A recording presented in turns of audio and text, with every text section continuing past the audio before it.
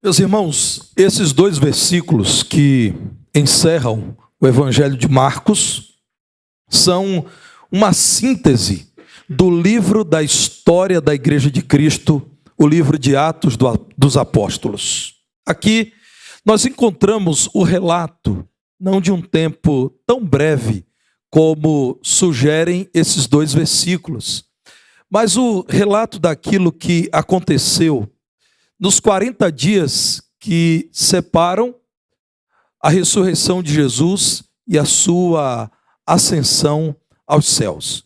Seria, irmãos, impossível cumprir a grande comissão do Senhor, registrada aqui nos versos 15 e 16, sem que o Senhor ajudasse os seus discípulos, os seus servos, na realização dessa obra.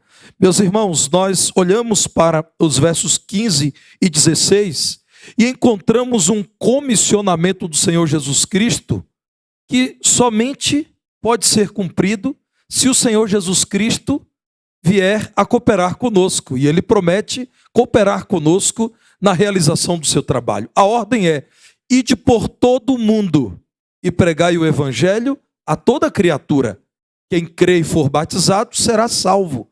Quem, porém, não crer será condenado. Inclusive, é importante mencionar que a palavra de Deus frisa a necessidade de se crer no Senhor Jesus Cristo. O batismo é a demonstração da perseverança, do testemunho público de fé, porque a palavra de Deus diz que será condenado quem não crê. Portanto, a ênfase do Senhor Jesus Cristo é: vão e preguem a fé em meu nome.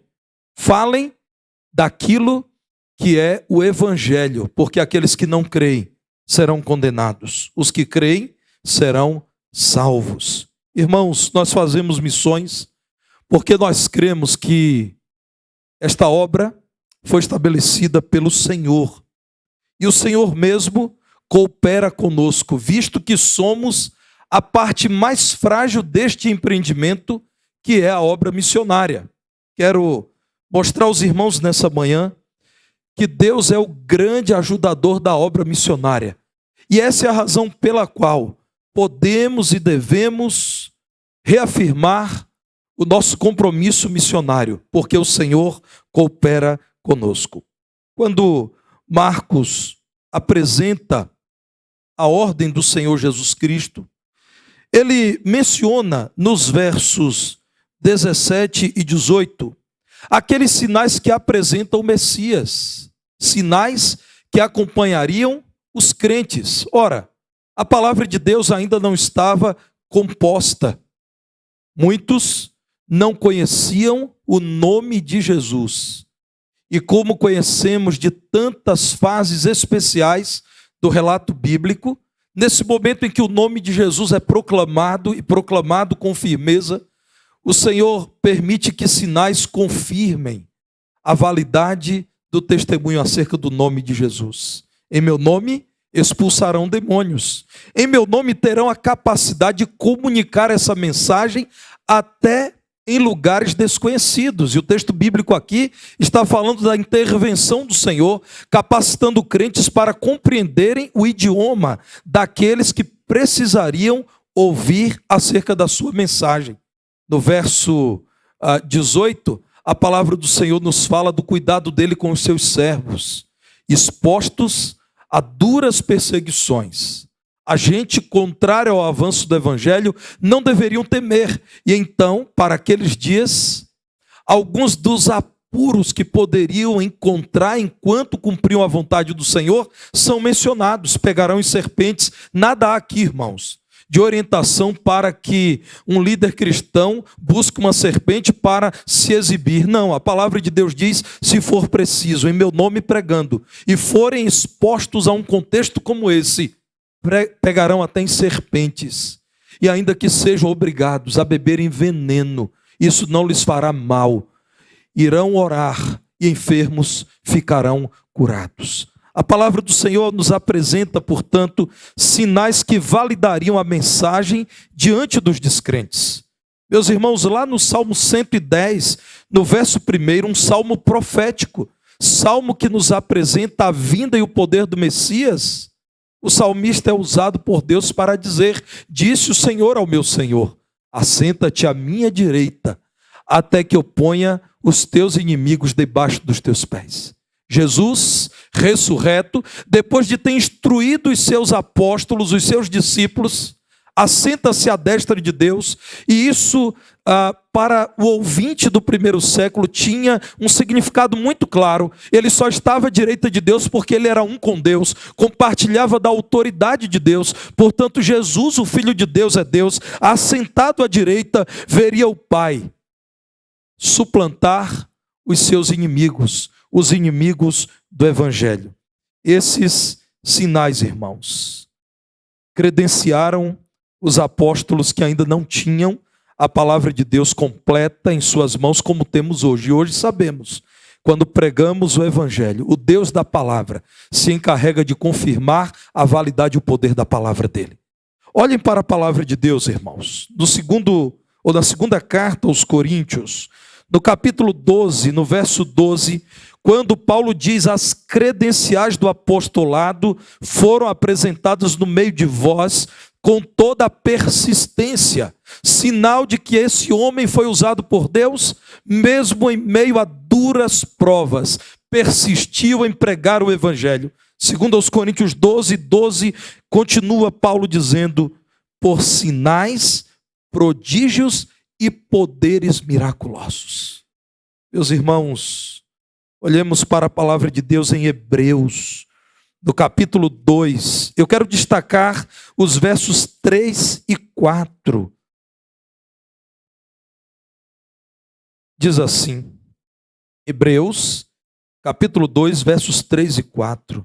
Como escaparemos nós, se negligenciarmos tão grande salvação, a qual, tendo sido anunciada inicialmente pelo Senhor, foi-nos depois confirmada pelos que a ouviram, dando Deus testemunho juntamente com eles, por sinais, prodígios e vários milagres, e por distribuições do Espírito Santo, segundo a sua vontade. Então o que Marcos está dizendo é: não há o que temer. Jesus demonstrou ser o Senhor sobre todas as coisas durante o seu ministério. Agora, esse Jesus ressurreto, antes de assunto aos céus, diz aos seus discípulos: sigam pregando o Evangelho, deem testemunho de mim, eu credenciarei por sinais miraculosos a pregação, eu estarei com vocês, eu os ajudarei.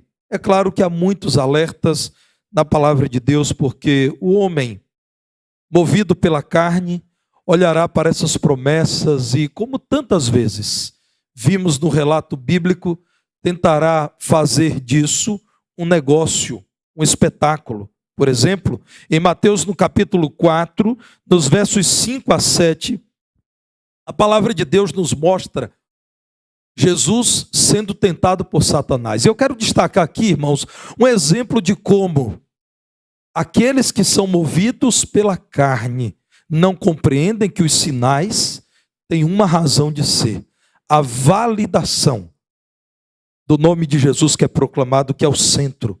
Não é a cura, não é a expulsão do demônio, não é a performance do pregador que deve ser o centro, mas o nome de Jesus. O diabo o levou à cidade santa e colocou Jesus sobre o pináculo do templo e disse-lhe: se és filho de Deus, atira-te abaixo, porque está escrito: aos seus anjos ordenará a teu respeito que te guardem, e eles te susterão nas suas mãos, para não tropeçares em alguma pedra.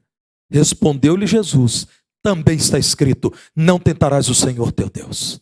Então olhamos para a palavra de Deus e entendemos que o que Marcos está dizendo é: Jesus não transformará vocês num grupo de exibicionismo espiritual. O alvo é que o nome de Jesus seja conhecido. O grande alvo do trabalho de vocês é que todos saibam que Jesus não morreu, ele ressuscitou, no espaço de 40 dias tem sido visto, tem mais uma vez revelado a grandeza do seu poder e podem ir em paz, porque ele cuidará para que sinais extraordinários confirmem que ele está vivo e que ele é o Senhor. A conclusão do ministério terreno de Jesus não significou, irmãos, o encerramento do relacionamento dele conosco. Muito pelo contrário. Jesus, após ascender aos céus, iniciou o seu ministério intercessório. Ele intercede por nós porque ele é o nosso advogado permanente. Junto ao Pai, ele continua cooperando conosco. Então ele continua liderando os seus servos. A história continua no verso 19, quando Marcos diz: depois de ter falado, Jesus foi recebido nos céus e assentou-se à destra de Deus. Mas a história continuou, porque quando os discípulos que ouviram a ordem de Jesus, ide por todo mundo, prosseguiram cumprindo a vontade do Senhor, diz o verso 20, que quando eles partiram, como os nossos irmãos partiram para a Cracolândia de BH, quando partiram, pregando em toda parte, notem o trabalho daqueles que são fiéis ao Senhor. Eles foram pregar, e pregar em todo lugar, o que inclui pastor Anderson, as Cracolândias. Cooperando com eles o Senhor. Irmãos, isso é uma promessa que nos ampara, que nos anima, que nos fortalece. Quem é o ajudador da obra missionária? É aquele que coopera conosco quando em toda parte pregamos a palavra da verdade. Nós encontramos a palavra sinerguntos. É do verbo sinergel, de sinergia. E aí você já entende do que é que a Bíblia está falando. Sinergia é um trabalho conjunto. É quando eu coopero com alguém e alguém coopera comigo e nós estamos envolvidos em algum grande projeto. Quando a palavra de Deus utiliza aqui a palavra sinerguntos, está dizendo, cooperando com eles o Senhor, está dizendo, o Senhor passou a trabalhar juntamente com eles, e assim será enquanto fielmente estiverem pregando o Evangelho. Deus sempre será o ajudador da obra missionária. Todo missionário precisa alegrar-se por saber da promessa do Senhor. Em Hebreus 7, no verso 25, é dito que Jesus salva, mas também ele vive sempre para interceder por aqueles que por ele foram salvos. Meus irmãos, eu quero defender biblicamente que devemos realizar a obra missionária com convicção de que o Senhor é conosco, com a certeza de que não nos faltarão recursos, com a paz plena de que colheremos os frutos no tempo do Senhor, porque Deus, irmãos, coopera conosco e Ele é o nosso ajudador. Primeiro porque o plano é apresentado por Ele. Olhe para Marcos 16, verso 20, mais uma vez. O plano é, vocês vão ter que partir. Vocês terão que deixar Jerusalém. Observem depois Atos 1, versos 1 a 11, o detalhamento do plano. Recebam poder e saiam. Recebam do Espírito de Deus e agora, tendo a ajuda do Espírito Santo que habita o crente desde a sua conversão, saiam, caminhem por toda parte. Vocês receberam um plano, vocês devem partir, devem pregar o Evangelho, proclamar o nome de Jesus. Vocês devem fazer isso em todo lugar e façam isso com a certeza de que o Senhor cooperará para que vocês cheguem a todos os lugares e tenham poder para pregar essa mensagem. Portanto, o plano que o Senhor nos apresenta é simples. Crentes regenerados pelo poder do Espírito Santo devem dar testemunho daquilo que, segundo as Escrituras, o Senhor realizou em seu próprio viver. Pregar o Evangelho a todo mundo. E depois, à medida que vidas salvas apresentam-se, devem essas vidas ser discipuladas.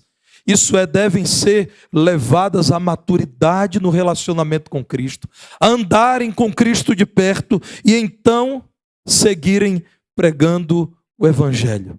Como é bom perceber que pessoas que foram alcançadas na rua, na Cristolândia, podem, irmãos, vir a liderar uma Cristolândia.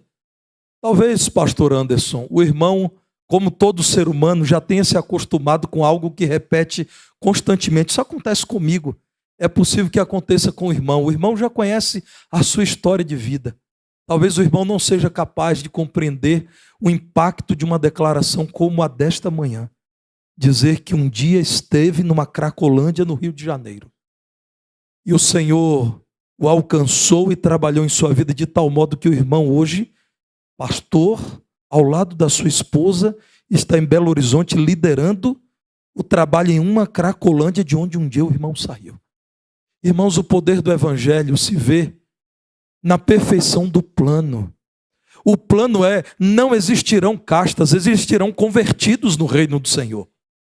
Devemos sair pregando em toda parte. Aqueles que vierem a crer precisarão ser discipulados, e quando Jesus diz, quem crê e for batizado, a minha compreensão é que o batismo, irmãos, é uma primeira declaração pública de entendimento da fé, de exposição pública do compromisso com Jesus, de perseverança nessa nova vida. Devemos então discipular para que esses possam também ser enviados. Deus é o nosso ajudador, porque Ele nos entrega o plano, mas Ele também nos dá a mensagem. Nós não temos que inventar uma mensagem poderosa, ela existe. A mensagem poderosa é: arrependam-se e creiam no Evangelho. A mensagem é: crendo em Cristo Jesus, sejam agora transformados em novas criaturas. E essas novas criaturas são caracterizadas pela troca de sonhos, de prioridades, a troca do coração, a mudança do caráter, a transformação da natureza. Tendo eles partido, pregaram em toda a parte. Qual é a mensagem? A mensagem é, verso 16, quem crê e for batizado será salvo, quem porém não crê será condenado. E é claro, irmãos, que a nossa mensagem sempre deve confrontar o homem, sempre deve perguntar ao homem: você já se arrependeu dos seus pecados? Você já creu em Jesus Cristo para a salvação? Porque caso você não creia, você corre o risco da perdição eterna. A mensagem nós já recebemos e essa mensagem produzirá nova vida em Cristo. É estranho, irmãos, ouvir falar de tantas movimentações dos nossos dias, criando-se as igrejas chamadas de alternativas, que nada mais são do que a declaração de que não compreenderam o poder do Evangelho. Meus irmãos, não é possível que tenhamos que ter algo além da igreja de Jesus, a igreja dos atletas, a igreja dos artistas, a igreja dos gays. Deve existir a igreja de Jesus. Quem é gay, converta-se. Quem na prática do atletismo se dopou, se drogou, converta-se. Quem, oferecendo a sua arte, praticou toda forma de absurdo no carnaval, converta-se e abandone o carnaval. Não é correta essa mensagem esvaziada de que alguém virá a Cristo e Cristo se adaptará a ela. Não existe, meus irmãos, um Jesus revolucionário social, não existe um Jesus ativista político, não existe um Jesus LGBT, não existe um Jesus para nordestinos, e quem fala que é um nordestino, baiano, nos nossos dias eu preciso dizer isso, porque talvez eu seja acusado de xenofobia. Não existe um Jesus negro, não existe um Jesus branco, não existe um Jesus calvo, não existe um Jesus baixinho ou alto. Existe um nome que transforma toda e qualquer criatura. A mensagem nós temos, irmãos. Meus irmãos, como um grupo como esse entraria na Cracolândia para pregar o Evangelho a uma vida, se não viessem a crer que Jesus Cristo transforma vidas de verdade? Talvez você nunca tenha transitado pela Cracolândia. Eu já passei com a minha família de carro e eu vi, pastor, pessoas vendendo à luz do dia, vendendo drogas. E meus irmãos, aquilo que mais me chocou quando vi recentemente essa cena era o carro da pessoa que estava comprando. Era um carrão, era um carro excelente, um carro caro. E a pessoa foi dirigindo, estava à minha frente, eu não estava ali intencionalmente, eu precisei fazer um retorno na Avenida Antônio Carlos, e um carrão, irmãos, parou e rapidamente alguém entregou alguma coisa e recebeu alguma coisa. Entendo, pastor Anderson, que foi entregue dinheiro e foram recebidos alguns papelotes de drogas. É assim, não é? Meus irmãos, como entrar no lugar desse? sem que haja convicção profunda de que Jesus está vivo e porque vivo está transforma vidas. O Evangelho, irmãos, é a mensagem que precisamos pregar. Todas as vezes que queremos melhorar aquilo que o Senhor nos revela, nós fazemos algo esquisito.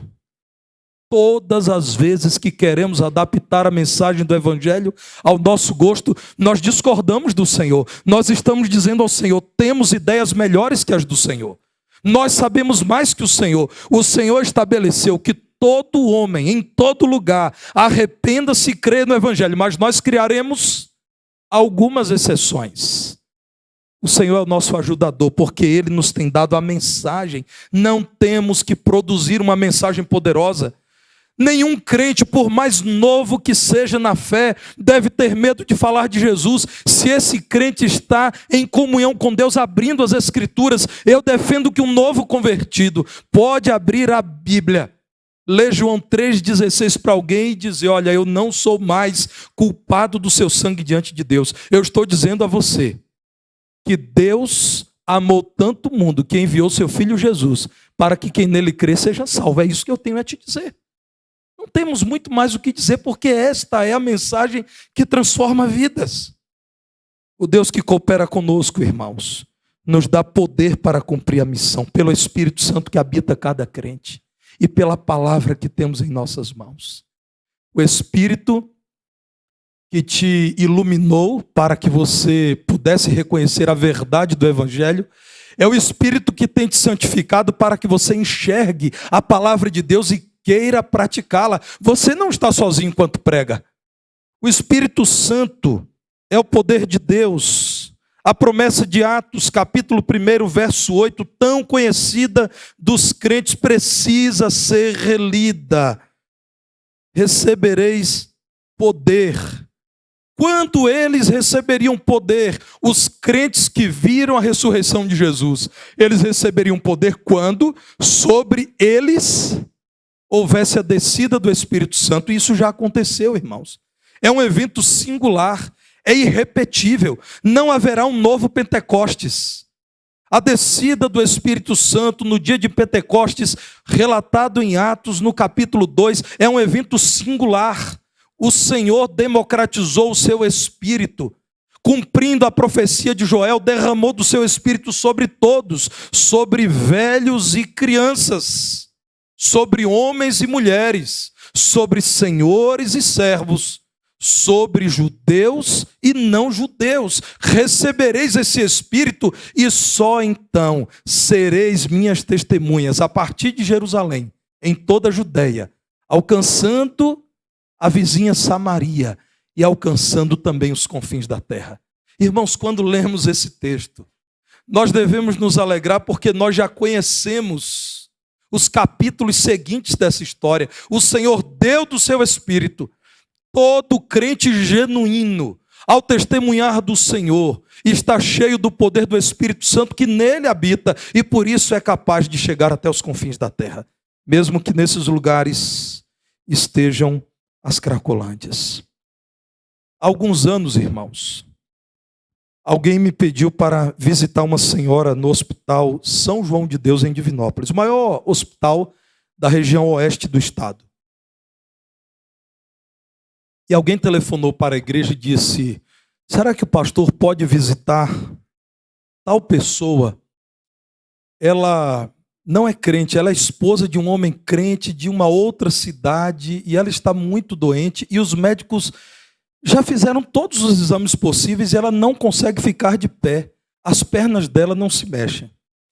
Acontece que quando a secretária da igreja me disse isso, eu estava, irmãos, quase de saída para esse hospital para visitar um membro da igreja.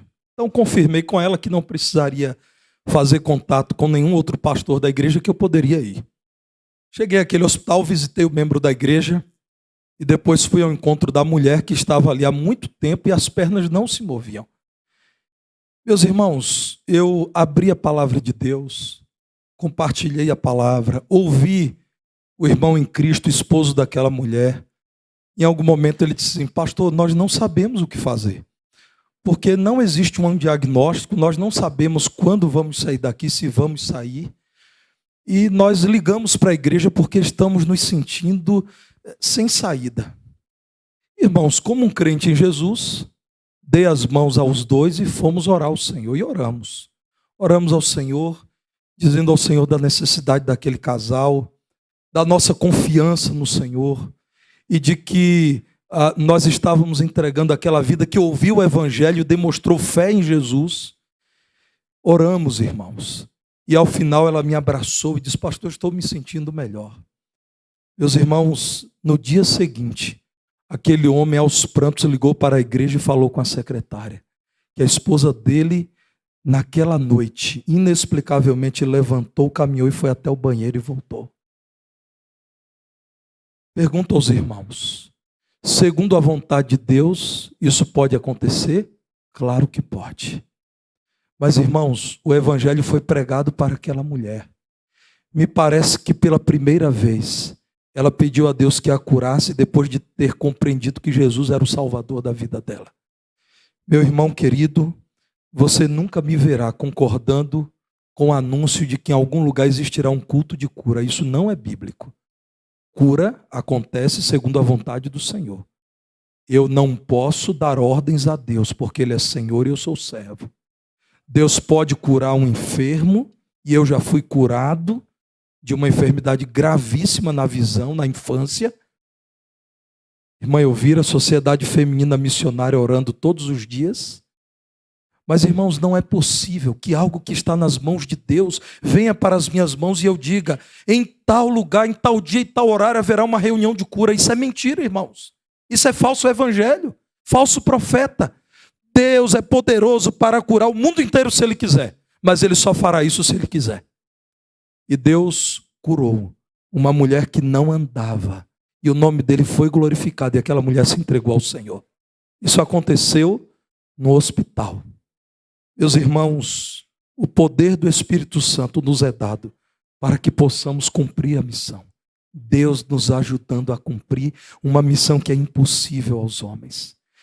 Quem poderia ir à Cracolândia e abordar alguém e prometer transformação de vida, a não ser alguém movido pelo Espírito Santo de Deus? Finalmente, irmãos, o Senhor é o nosso ajudador e nos dá autoridade. Ele providencia o que precisamos. Lembro-me que quando o Trabalho Batista foi estabelecido na cidade de Cláudio, a primeira visita que eu fiz à cidade, a conclusão é: não existia nenhum imóvel a ser alugado em toda a cidade de Cláudio. Cláudio, irmãos, é uma cidade muito interessante, e interessante que o irmão Miller, que é de Cláudio, membro da PIB em Divinópolis, está aqui. É uma cidade em que há pleno emprego, não é, Miller? Os irmãos lá em Cláudio me diziam: pastor, quem pede esmola em Cláudio ou é mentiroso ou é preguiçoso, porque emprego não falta. Cláudio é, irmãos, o maior polo de fundição da América Latina. E por isso não existem imóveis disponíveis, e não havia para a igreja. É uma cidade muito católica, e com muita dificuldade naquele dia nós conseguimos chegar a apenas uma locadora de imóveis. E o moço disse: nós só temos aqui lotes para vender, não existe casa para alugar. Eu não conhecia essa realidade. E o pastor que estava comigo ouviu isso, e quando nós deixamos aquela locadora, ele me convidou primeiro para um pastel, depois eu convidei para orar. Eu estou ocultando o nome dele porque ele foi carnal, não é? Eu quis orar, ele quis o pastel. Mas depois do pastel, nós sentamos no carro e oramos: Senhor, o que nós ouvimos hoje em Cláudio é algo que nós não esperávamos. Nós estamos em nome da igreja do Senhor e em nome do Senhor queremos iniciar o trabalho na cidade, mas não há um imóvel. O Senhor é o dono de toda a terra. Permita, Senhor, que surja um imóvel. Então, meus irmãos, o primeiro missionário que foi para aquela cidade, ele foi para a cidade visitar para tentar encontrar um imóvel. Acontece que a primeira casa em que ele fez o primeiro contato, alguém disse assim: o senhor é crente? Ele disse: sim, eu sou pastor, eu sou missionário da Convenção Batista Brasileira, Junta de Missões Nacionais, e eu virei junto com a primeira igreja batista em Divinópolis, iniciar o trabalho nessa cidade. E ela disse: meu filho, Há quantos anos eu oro para que um pastor batista chegue aqui para que o trabalho seja iniciado? Eu vou alugar a minha casa que está alugada. Eu vou pedir ao inquilino e vocês vão alugar a casa em minhas mãos. Quem preparou, irmãos? Quem providenciou a primeira visita? O missionário foi à porta daquela mulher, ela dispôs a minha casa, e embaixo você pode morar, pastor, e em cima há um sobrado, e ali pode reunir os irmãos. E aquele foi o primeiro local da congregação, que hoje está na rua principal da cidade, que é a Avenida Belo Horizonte, no centro de Cláudia. Uma vibrante congregação. Irmãos, Deus providencia o necessário para que a obra dele seja realizada. E o nosso testemunho será pelo Senhor honrado, testemunho de vida transformada pelo poder do Evangelho, de tal modo que teremos autoridade onde nós estivermos. O mundo não resistirá a crentes genuínos, convertidos, transformados pelo poder do Espírito, pregando o Evangelho e exibindo a transformação do seu viver. Em algum momento o mundo terá que reconhecer o poder do Evangelho. Portanto, com a autoridade que o Senhor nos dá, devemos continuar trabalhando. A ordem de Jesus, dada aos seus apóstolos, foi: vão por todo mundo, preguem o Evangelho a toda criatura. Eles obedeceram, porque eles tinham convicção de que Deus é o ajudador da obra missionária. Partiram, pregando por toda parte, e o Senhor os ajudou, e o Senhor cooperou com eles, e confirmou a palavra por meio dos sinais que se seguiram. Nós não estamos sozinhos enquanto pregamos o Evangelho. Deus coopera conosco, irmãos, Ele nos ajuda. Portanto, com essa certeza, continuemos partindo para pregar o Evangelho em todo lugar. Continuemos orando para que Deus nos dê poder e graça como Ele promete enquanto pregamos. Que o Senhor nos use para que o mundo inteiro saiba que Jesus Cristo está vivo e em breve voltará.